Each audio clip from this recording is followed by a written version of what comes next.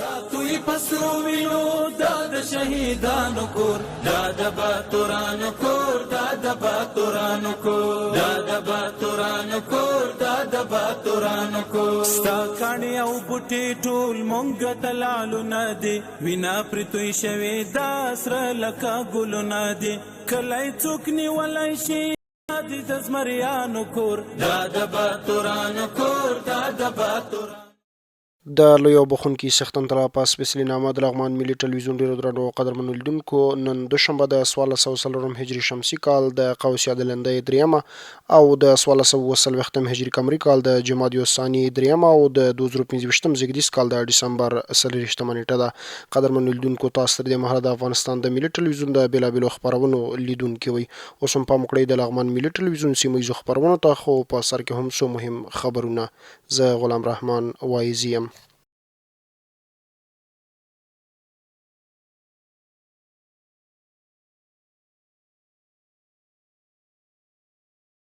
بسم الله الرحمن الرحیم. د لغمان ولایت امنیه قومندان په مشرۍ امنیتي او اداري ناسته تر سره شوه. د لغمان ولایت امنیه قومندان ملپاسوال مولوي نجیب الله بدخشي په مشرۍ امنیتي او اداري ناسته تر سره شوه. یا د ناسته د امنیتي پلانونو د اجرا د اداري چارو د اغیزمنتیا د لوړولو او د اړوندو برخو د اړتیاو د ارزونې په موخه جوړه شوې وه. په دې غونډه کې د امنیه قومندانۍ معاونینو ترڅنګ د بیلابلو جزتامونو مدیرانو هم ګډون درلود. ګډونوالو په خپل نوبت سره د خپلې برخې ستونزې اړتیاوې او موجودې ننګونې له امنیه قومندان سره شریکې کړې او د هغوی د حل لپاره یې خپل وړاندیزونه وړاندې کړل. ملپاسوال مولوي نجیب الله بدخشي د مجلس ګډونوالو ته په خپلو څرګندونو کې ویل چې د امنیتي برخو لا پیاوړتیا د اداري چارو سمون او د پر وخت همغږي لپاره به هیڅ ډول هڅه ونه سپموي. هغه د ټولو اړتیاو د ارزولو د ستونزو د حل او راتلونکو احتمالي ننګونو د مخنیوي په برخه کې د بشپړ همکارۍ ډاډ ورکړ. امنیه قومندان زیاته کړه چې د جزتامونو ترمنځ موثره همغږي مسلکي نظم او دندو ته ژمنتیا د امنیتي ثبات د ټینګښت بنسټ جوړوي او د لغمان امنیه قومندانۍ به له ټولو موجودو امکاناتو څخه د خلکو د امنیت د ښه والي لپاره استفاده کوي. د غونډې په پای کې ګډونوالو د امنیه قومندان له همکارۍ او مثبتو سپارښتنو مننه وکړه او د خپلو چارو د لا ښه سمون ډاډ یې ورکړ. الینګار ولسوالۍ کې د ولسوال په مشرۍ د امنیتي او کشفي ارګانونو ترمنځ د همغږۍ ناسته وشوه. نور حال د عبدالوارث مخلص په راپور کې. تیره ورځ لغمان ولایت الینګار ولسوالۍ کې د ولسوال مولوي غلام محمد جراح په مشرۍ د امنیتي او کشفي ارګانونو ترمنځ د همغږۍ ناسته وشوه. په دې ناسته کې د یادې ولسوالۍ امنیه قومندان مولوي نصر الله حقیار، د استخباراتو امیر او د اردو کنډک قومندان برخه درلوده.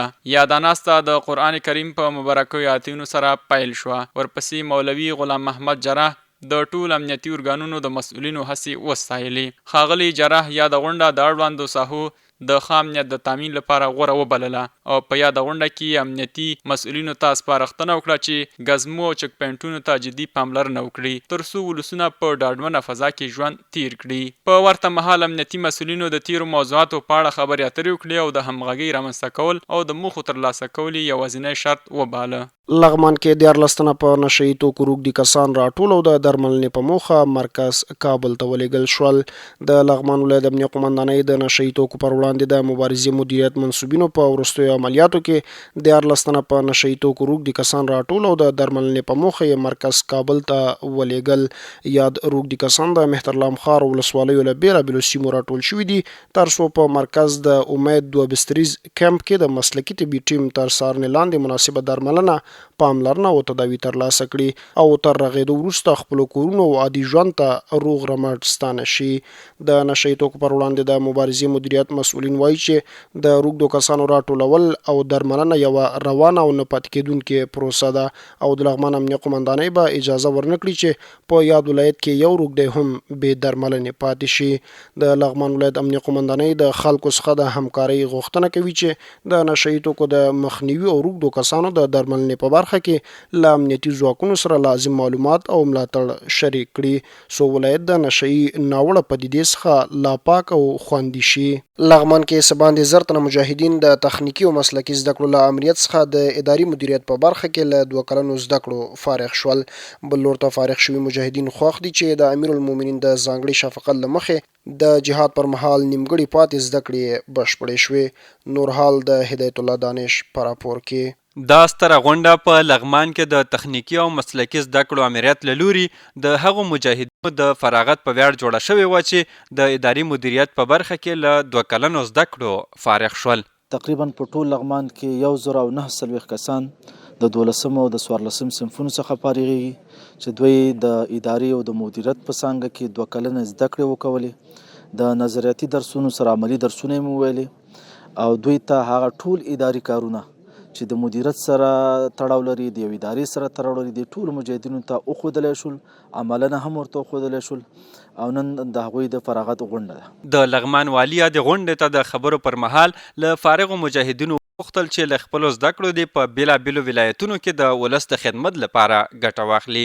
د تاسو نه هیله ده چې دغه کوم تاسې څه زده کړي دا به د خپل ولس ته که هغه په لغمان کې تاسې مسؤلیت وي یا په نورو ولایاتو کې د تاسې مسؤلیت وي په کومه اداره کې چې تاسې وي نو دا به په عمل کې راولئ او خپل ولسونو ته به کارونه کوئ.